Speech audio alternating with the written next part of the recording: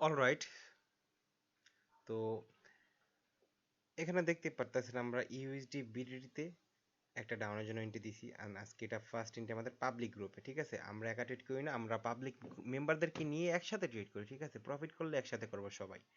So এখানে অবশ্যই logic আছে।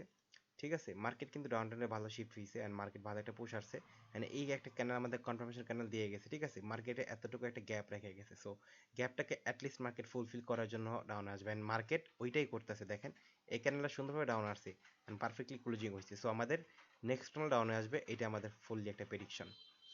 এন্ড লাস্ট কিছু সেকেন্ড, 6 5 4 3 2 1 এন্ড পারফেক্টলি আমাদের এটা শিওর শট। আজকের ফার্স্ট শিওর শট আমাদের পারফেক্টলি উইন।